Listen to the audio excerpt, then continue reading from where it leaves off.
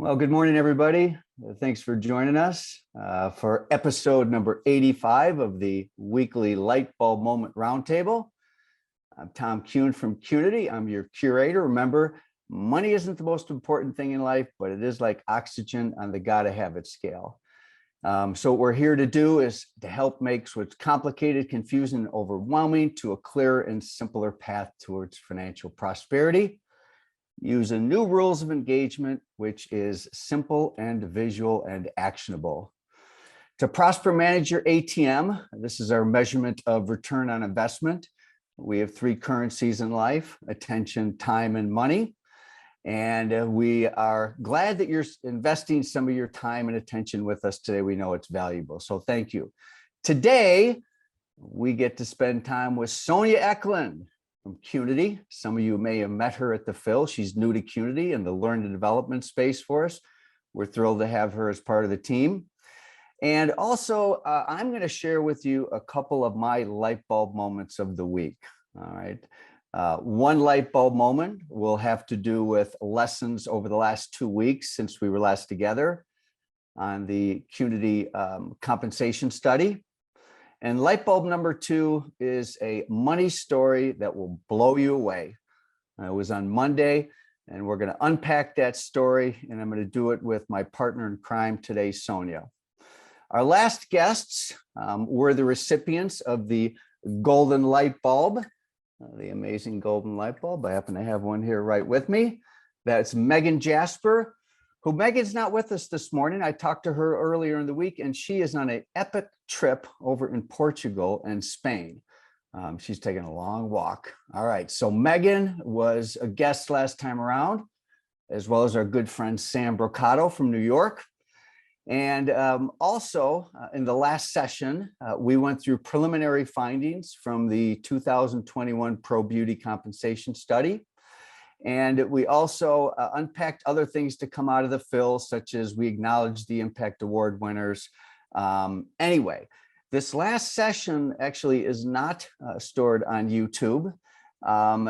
We have, as far as the compensation study goes, what we've done is we are halting any further public communication on the compensation study until we have the time necessary to button it up into a tight package. I've been advised when you're dealing with data like this, you want to be gold standard, you want it to be bulletproof. We have had some people that has wanted to share some slides and what have you from the compensation study. And the answer to that is not quite yet, okay? So we need just a little, I'm going to get to that in a little bit. So light bulb moment of the week, let's get to the compensation study. Okay, here we are. So I was blown away because I neglected to mention another guest that was with us on the last roundtable was Linnell Lynch. I believe Linnell has joined us this morning. Hello and good morning, Linnell. And what she did is she gave a very high sense of urgency and need and the value of the kind of information that came out of that study. And so anyway, we've sort of decided that we all along, we knew we were going to do a phase 2 of this study, but we are now full bore moving forward in that direction because this information is needed. It's needed now and it's needed fast. Anyway, let's go through phase 1 of the study, which has been completed. It's closed. We had 51 companies. We had 1,219 participants, $65 million of payroll. The findings were fascinating, and more on that in the future to the public. But our first obligation actually is to the companies that participated in the study. As promised, they will get a deeper dive into the data. We have now set a date. There'll be deeper insights. It'll be a full presentation, and then later we'll issue a summary of findings to the industry. So this is important. If you are in the compensation study, we do have time reserved next Tuesday at 2 different times, 10 a.m. and 4 p.m. Central Time. This is only available to study participants. Invitations will be mailed, and there will be a password required. So several questions about when the findings will be released. We've now had time to unpack some of the insights. They are absolutely fascinating, and we look forward to getting to those of you that were that threw your hat in the ring to provide this kind of information that's so necessary. So thank you. And we will see you next week on that if you can join us.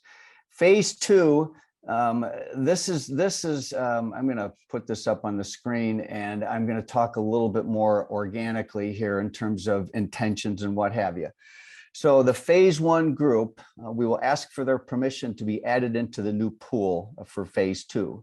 We're going to invite a larger audience. We're going to expand the study in scope, size, and segments. Our intention is that we will adhere to a gold standard and err on the side of everything that's required to make it a gold standard data study. We're going to add to the advisory team. We've got some invites to have other points of view to go into this. So it's not just us at Qnity and the independent analysts we've hired. Speaking of analysts, we do have an independent analyst we've had since the beginning. That was key to making sure that this had objectivity and neutrality, and he's a great analyst. We're also going to be creating a little bit more of a coalition around this and unpack the findings, ensure actually even greater data protection. Data protection already is quite high, but we have some ways that we're going to make it even more protected. We're going to create a more visual presentation. We're going to go bigger. We're going to bring to other industries. And so talk to partners of support. So if you have not been in the phase 1 of the study, there will be an announcement. I'm going to guess it's going to be next week on how to be part of it, because you are going to want to be part of it. This information is so important right now, and every single day that I talk to somebody about it, the more I realize that it's incumbent on us, because we got it done. Congratulations to our team and the participating companies. We got it done, and that's really what matters. We're going to get it done again, but we're going to take it to a whole nother level. All right. So without any further ado, I would like to invite Sonja Ecklund. Sonja, where are you? Let's get you joining us. Good morning. Good morning. Well, Sonja, so many people got to meet you at the Phil.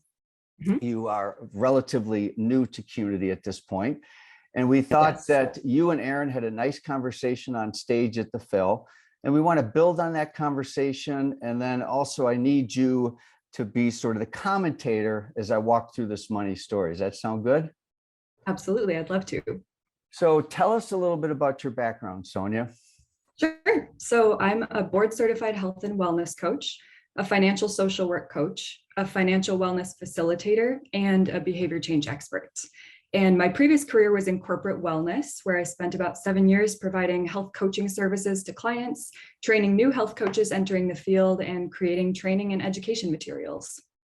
Well, that's, even I know that, but it sounds pretty impressive when I hear you say it again. All right. What is a behavior change expert? Totally. So a behavior change expert really is a masterful coach, and that person uses elements of cognitive behavioral psychology, as well as mindful presence and coaching strategies to help people develop self-awareness and create lasting, meaningful change and transformation in their lives. You know, being in the education business as long as we have, and one of the things that has really, I've learned more and more, is that education is a start. Right. And there's only so much you can, education is the foundation. You start with knowledge, but that does not mean that it turns into action, which is why one of our core principles is to go from knowing to doing. So behavior change. So in the space of financial wellness, how does behavior change manifest itself? Yeah. So behavior change really requires kind of like a constant evaluation of something called readiness for change. And there are 5 different states of readiness for change. And in order for somebody to actually change their behavior, they need to be ready to do the work. We can't change people's behavior for them. They need to do it themselves. And often what does help people get ready for change is education. So that's absolutely the first step. But really, to bridge that gap and go from knowing to doing, we can bring in a variety of behavior change strategies. One of those things is coaching. And within that coaching relationship, a coach will really empower a person to realize that they're the author of their own story. And that's a pretty huge realization for a lot of people. It can be really helpful for people to just recognize that they actually get to create what happens in their own lives. And once they have that realization, they become more of an active participant in writing that next chapter of their story. But also within behavior change, it's really important that we always meet shame with empathy, and that we're here to hold space for the full spectrum of human emotion. Especially around money, we know that there are a lot of complicated feelings that can come up, and that we're not always just looking at the facts, we're looking at the feelings that people have around their own financial situations. So doing that, we can help guide people towards what in coaching are called generative moments. You call them light bulb moments here, which I love. And these are just really like moments in conversation that help change people's perspectives and inspire them to move forward in new and meaningful ways. Boy, it's nice to be talking to someone smart like you.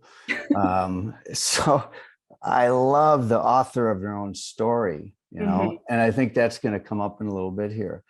When it relates to certain money stories, is it fair to say that most people have negative money stories?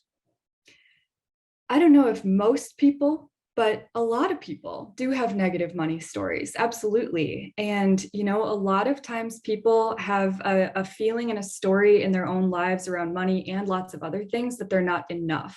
And when we assign a dollar value to someone's worth in their career or, in what they have in the world, that can really make people feel a lot of big emotions. And so one of the things I love so much about financial social work is that this gives people a space to explore and then transform those feelings around money. So if people do have negative money stories, or if people feel like they experience a lot of math or money anxiety, financial social work coaching is a really nice place to send those people, because we can look at the actual numbers behind someone's financial situation. We can talk about practical small steps to get them to where they want to be, but we can also really address those feelings that drive behavior and help them, write their new chapter. One of the things that really intrigued me about your background was you've been in the space of physical wellness. Mm-hmm. And what really kind of blew me away with your background was that you deal with both physical wellness from a lot of credibility.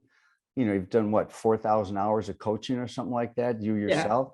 Yeah. Mm-hmm. And then you've also in the area of financial wellness. And, a lot of the inspiration for me in terms of some of the programs we're creating were things I learned from physical wellness. So talk about the bridge between physical and financial wellness. I love that you just used the word bridge, because I think that's exactly what it is. Financial wellness creates a bridge to physical wellness, emotional wellness, social wellness. Really all of the dimensions of well-being kind of need to be built on that foundation of financial wellness. It's challenging to create positive health outcomes if you don't first have financial well-being. And so it really does kind of create a meaningful foundation for all other elements of well-being to thrive. I have this stack of, this is just a part of my stack of research, because, we entered the school space, financial literacy last year, no secret there. We did a financial literacy course and it's going great. I mean, the impact is amazing with students, but we also were called so many different ways. Hey, I want to make that program available to my staff and company needs it. And so we undertook this project called Money Pro, which is financial wellness for professionals. And I do a lot of research, and I'm reading all these things and the correlation between financial wellness, how it affects women in the workplace, how it affects recruitment and retention. And the research is amazing. One of the reasons you're here, this is sort of public announcement too, is, me as sort of a busy entrepreneur that I think I have a vision with where we're going with this. It's really nice to have someone on the team like you that can help, right? Definitely. Yeah, I'm happy to be here. So I've got this story to tell, I'm going to tell it together with you. You ready for it? I'm so ready. All right. So let's see here. So we've got this, I've got maybe, do I even have any slides on this? No, I don't. All right. I have no slides. All right. So I want everybody to pay attention as I walk you through this 42-minute phone call that I had this week. And it's a story about financial wellness. And so there was somebody who was trying to reach me during the fill while I was in Italy, and then right when I came back. He wanted to speak with me, okay? And he's a master level stylist, tenured, okay, in his career. And he works at a salon, and a salon of a family member. The family member has been a client of mine, not anymore.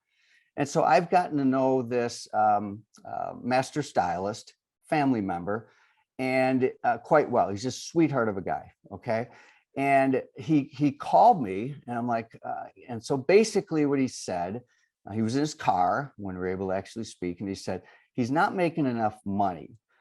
He's the same basis he's had in the last 2 years, and he's having money issues, and the cause was his compensation. And so the very first thing I did is I put a pause on this. And essentially he said, you know, my whoever, family member. And I thought maybe you could kind of help me understand this and whatever. So the first thing I had to deal with was a conflict of interest. I know the family member, he's a trusted friend and client. And so I said, what I can do is I can listen. If I'm in a position of a conflict of interest, we're going to have to stop the call. But I didn't really see anything at that point. So we continued. So he started to share some facts with me. And the very first thing I want to say, guys, this is a perfect case study of what's going on. All right. There's about 20 different points that come out in this one meeting, which is why I'm taking the time with it.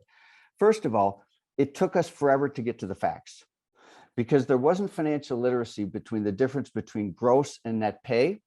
And there was a failure to understand compensation system. So that was a huge thing right off the bat. I saw right up, even though this is a very mature company, open communication between everybody, there still was a major misunderstanding. So it took me a bit to get to the numbers, okay? And it was like, well, here's our take home pay. And I said, we've got to deal with gross because it's the only place to benchmark. Now, here's the next thing that came out. It was revealed that I was not only talking to the stylist, I was talking to the stylist's wife who was in the car, and that was revealed about 5 minutes into the conversation. And it was clear that she was, quote, irritated by the situation. So you can see where this thing is going. Spousal strife, strife between key employee and family member. And I thought, okay. So we did a little math. And basically, he is making $1,200 every 2 weeks. And basically, that's for $0 to $3,000 of service revenue. So I said, okay, that's $56,000 a year. And then they started talking about this cryptic bonus. And, oh, but it's only quarterly and da-da-da. I said, okay, tell me a little bit more. Well, what I found out was there's a 65% commission rate for anything that's over $3,000 a week, and he averages $4,700 a week. So basically, and there was all these buts around it, but it's only paid quarterly, but. I said, let's do a little math. That was over $55,000. So now he's a six-figure stylist and he doesn't even know it. All right. So now we're at over $110,000. I said, well, what about tips? Oh, forgot about that. Now that created some instant strife between husband and wife, because apparently that hadn't been thrown into the kitty, the extra $700 a month. So here's where this thing's going: financial literacy, confusion, whatever, spousal communication. You can sort of see how this has spiraled into their lives. Ooh. Anyway, then I got into the subject of benefits, and all I heard about is what they pay for benefits. I said, well, how much does the employer pay for benefits, which had been ignored? Bottom line is this individual is in the top 15% of earners in the US economy. And what he thought was he was grossly underpaid and that the money issues related to money in. So I suggested that maybe we don't have a money in problem, we have a money out problem, and we have a money management problem. All right. Sonia, I'm almost done here. I did a little more fact finding. By the way, I don't do this. I don't necessarily take calls like that, and I don't get into situations. I did this to be a friend and to do a favor, and I thought it was for the benefit of all parties. So then I there's no way I was going to get spending. There was no way I was going to get debt because there was no inventory of their financial situation. but I did find out their mortgage is $2,100 per month, which is way below what would be a benchmark for housing. And then found out that the wife also has some earnings too. And she's the one that's in charge of the money. Neither one of them like money. Neither one of them are good at money. Now, I have so many doggone lessons into this. And I found that there was like 20 lessons. But before I go any further, what's your take on this? What are the things that jump out to you? Yeah, it's such an interesting story. I love that you mentioned it sounds like it's not a money in problem. Maybe it's a money out problem, but it's a money mindset problem to me more than anything else. And I heard some key emotional words in there, like irritated. The wife was irritated. The wife was maybe kind of driving the conversation and telling her husband a story that he's not enough. And if he already has that story going on in his own mind, think about the damaging perpetuation of that story when your loved and trusted partner continues it. And so I think there's some really interesting exploration that could be done around that relationship dynamic and around how money shows up for them, and maybe what happened with money in their previous lives up to this point, but also what can we do? And you touched on something so important, which is we can educate first and foremost. We can make sure that these people really understand the full picture of their compensation and truly understand, that statistic about being in the top 15% of earners. That's significant. So we can celebrate how much of an accomplishment this person has made financially, and then we can work to kind of slowly address those key pieces of some self-limiting beliefs that are holding them back and keeping them stuck. And I see a great outcome for them. I see greater financial literacy. I see greater unity, Yes. because here's where this thing was going. This was down a relationship negative spiral. And now, all of you out there, I'd love to get some comments on this story. What did you read out of this? What's your take on it? Have you seen a similar situation? Is this symptomatic? I think it's symptomatic. And to me, this summarizes a lot of the stuff that Erin's been presenting about, different things we did at the Ville. I feel a lot of the work that we're doing to really raise the bar with financial wellness in the industry. Here's a few of my lessons, okay? Financial literacy, great opportunity, financial literacy. Bad with money is what they said. And number two is negative stories. There's this story, and sometimes stories perpetuate. In this particular case, the story is that it was due to being underpaid. Okay. Big gap. The Phil was all about a gap. Big gap. We think we're taking home $600 a paycheck, but you're really making $150,000 a year. That's a big gap in understanding. Affected marriage, family. Now, meanwhile, what I haven't even mentioned to anybody yet is I have talked to the owner relatively recently. The owner's burned out, working behind the chair, even though the owner does not want to, and just really, really troubled with staff recruitment and retention. And what could have happened is family member could have been out the door due to these things. What also was great is I was able to reference the new compensation study, which was awesome, and said, oh, by the way, it appears to me that you're about twice the average from a recent. That made a big difference also with the spouse, is that we had data. The other thing is that I know that this owner's done financial wellness training and salon meetings, but even with a family member, there's just not that trust level. And then the other thing is that the employer really needs a better way to communicate their package. And here's the other thing, and this is, as Sonja, as we think of a financial wellness program, which we did a community launch at the Phil, is, let's say you have a company with 20 people and 19 people don't care. They don't want to go through any financial wellness. Well, you know what? It's worth it if one. It was worth it if one person went through it in this company, because this was a senior producer.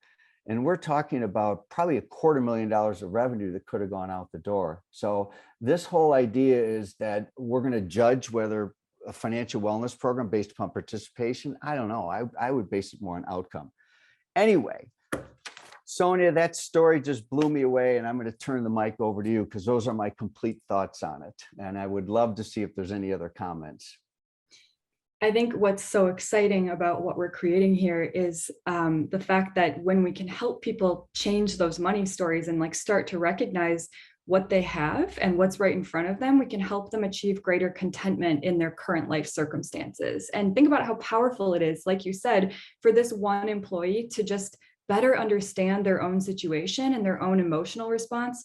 It means that they're not going to walk out the door and affect the lives of lots of other people around them. And that impact is really significant. And so it's really exciting to me to think about getting to kind of create those behavior change outcomes with multiple people. And it just really starts by addressing money stories. Well, it's great to have you. My wife is the one, she's actually on the call. Apparently we owe her a recruitment bonus. I hear about that every single night. Hello, lovely wife.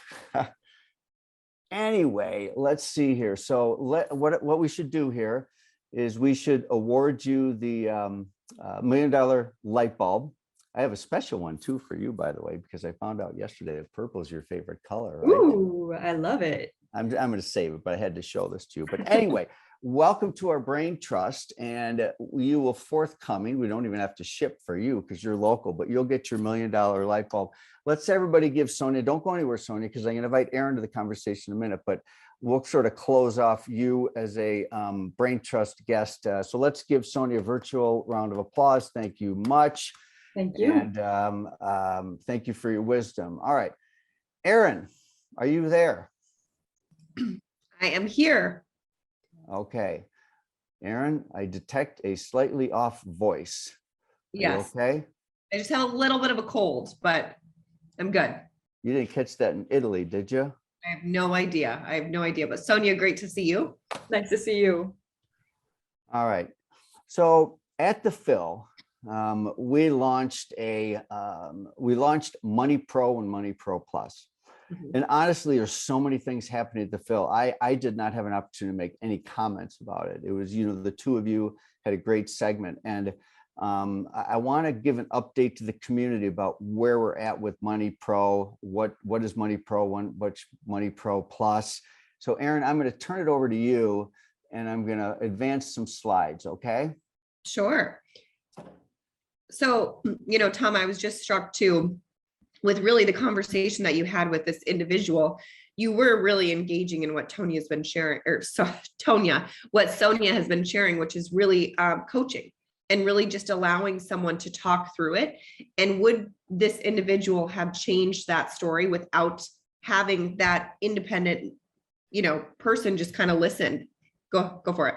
You know what? You gave me an invitation to mention something that I totally forgot. And I think this is important. I shared that story with the permission of the individual. And so you know that I'm not talking. So we had a little bit of exchange after the 42-minute phone call. And the other reason I want to bring this up right now, Erin, is I said, you know what, you and your wife should go through this program.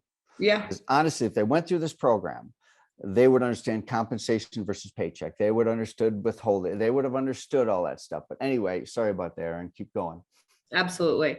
So, for those of you who are at the Phil, I do see some faces that joined us in Scottsdale. So thank you so much for doing that. But for those of you who are new or new to this initiative, I know you've heard it really on many of the financial roundtables, but we have launched Money Pro. And really, this is part of a larger and strategic initiative to help really change the story of financial wellness for salons, spas, and their teams, and really anyone in the professional beauty and wellness space. And so how we're doing that is, we're doing a few different things. We're doing the compensation study to really help provide an alternate form of reference in terms of what earnings look like and what money in looks like in pro beauty. But we have a lot of other things that we need to do. And part of it really starts with changing the money stories, changing money mindsets, and also providing education and coaching. And we've done that through creating what's called Money Pro. And this is really what we really see as the first ever financial wellness program as a benefit exclusively designed for salons and spas and their teams. And so what we did was we really took everything that we've done in the school division. We're at just about 90 campuses now that have that program brought in. And we refilmed it, we rewrote it, designed for a more mature learner from the educational standpoint, and also for people and individuals really ranging in where they're at with money, right? So someone might be trying to buy their first home if you think of your new hires, or just trying to move out of mom and dad's, and then others might be trying to plan for retirement. So this program really addresses kind of a wide variety of stages where people are at with their financial wellness journey. And education is just one component of it. We've talked about what really flips someone in from knowing to doing.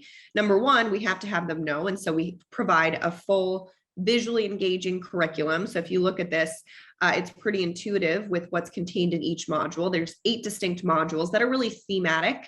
Really module 1 obviously addresses the mindset and your money story. Module 2 really addresses earnings, and so forth. But within each of these modules, there's 5 distinct lessons that really address specific topics within each of that theme. So the program is there as part of onboarding. The program is there for people to take advantage of throughout their time of employment with you. And it's ongoing, right? It's an ongoing benefit that they can access. And how each company will bring this in will differ.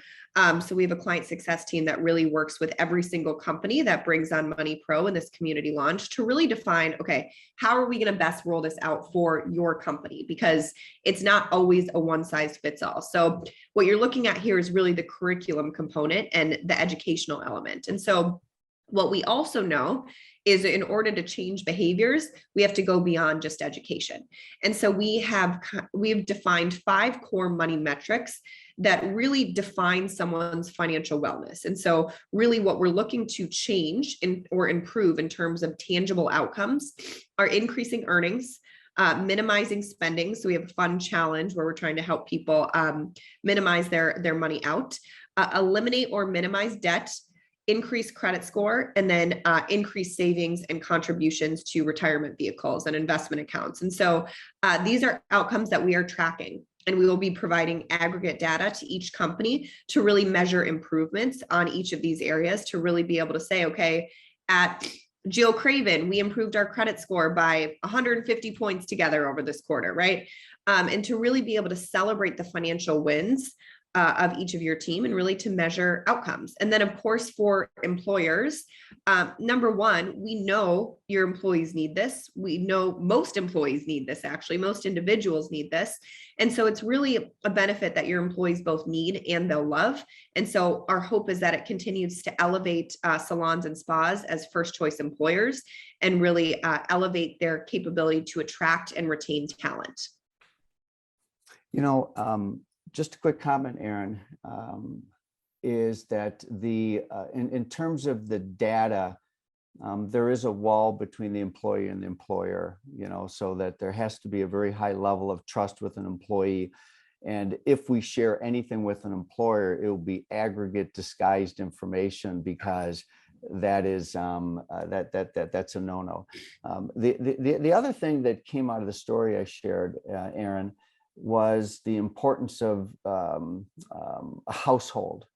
And while earnings are very trackable to the employee, when you move into spending and debt, in many cases, that is more of a family matter. So we are making components of this available to not just employee, but employee plus one, employee plus household partner. So anyway, just wanted to make note around that. Awesome. Thank you. All right. So we have something else coming up. We'll just mention this briefly. Then I want to have a little more of a conversation with Sonja and Erin here. Erin, talk about this? Sure. So one of the other elements that we're really excited about with our money programs and our financial wellness bodies of work that really address this subject is a rebranding or a new and improved version of the Plan for Profits program, or Profit, as many of you know it by. And so what we've done is historically, go ahead and type in the chat if any of you have gone through the Plan for Profit or Profit program, and you'll recognize, that program is primarily done online. It's primarily through whiteboard education method by Tom. But what we've done to that program, oh, wonderful, Jan. What we've done to that program is we've now created a live experience where you can actually go through this program over the course of 2 days. And we've added many simple and visual tools. So some of the tools that you love and really know Qnity for, which is our simple and visual thinking tools, we've assigned that to Profit and to really this Money SBO program. So you'll be able to leave with more tactical, rich, engaging tools to help you continue to go from knowing to doing, improving the finance function of your business. So it still follows the same curriculum. It's just new and improved and some new features and tools. And Candace is educating and leading that program. And she's had some really, really tremendous results in her own business and is very, very qualified to lead this program. Yeah, and we'll fill this workshop. There's a QR code, and I'll also be involved. She will be more your play-by-play. I'll do some color commentary through the segment, and we're going to have a lot of fun, and people are going to learn a lot. We're going to go deeper into financial management for SBO, which stands for Small Business Owners. But keep in mind that this program is for those that also think like an owner. So it's intentionally for owners, but also members of the team, managers, other members of the leadership team. We recommend that each company have at least 2 people attend. All right. So Erin and Sonja, as we get ready to wrap up today, and, when we think of this whole idea of financial wellness, let's come back to that. Erin, you've been passionate about this for a very long time. Mm-hmm. And you've gotten to start to work with Sonja. We've all gotten to work with Sonja. So, one of the things that we had to decide is we knew coaching was important, but we also knew that in many cases, that's just not financially doable. So we have 2 different ways to experience Money Pro. You want to go through that, you guys? Sure. Sonja, you want to take it or you want me to? Go for it. Okay, so we have 2 options, and what was really important to us in designing this program, and we had numerous, maybe dozens of meetings on structuring this program so it could be highly accessible. We do not want there to be a reason related to money that you can't bring in this program to offer it as a benefit for your employees. So we have one option that's really Money Pro. It's kind of our standard package. And it's really a financial wellness, self-guided financial literacy journey. So it's primarily around education, but also some tracking and resources. You also get the reports on the aggregate data, but it's really more of a self-guided version. And that's really the key. Then we also have Money Pro Plus, which really the difference is, of course, you'll get the education and the tracking and the data, but it will be, you'll experience the program in a cohort. So your employees will be able to go through that with a group of others and really guided by a coach. And they'll also have access to coaching sessions where they can actually meet with a financial wellness coach.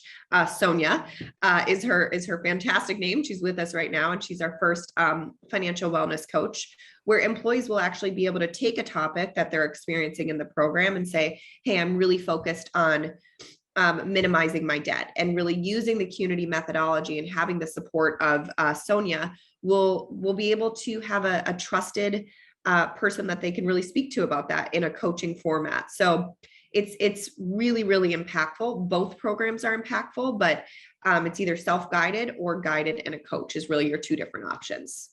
And Sonja, you can weigh in. You covered it beautifully. We have a lot of people already signed up for this, and this is we'll call it a community launch. We haven't really pushed this big in social media or anything like that. Anytime we launch something, we want to make it preferential to our community and start with them. So for those of you that have agreed to be part of this, great. Can't wait to get started with you. Erin and Sonja, thanks for joining us today. I think we're going to see Sonja on the roundtable. We're going to have you as a guest a little more often.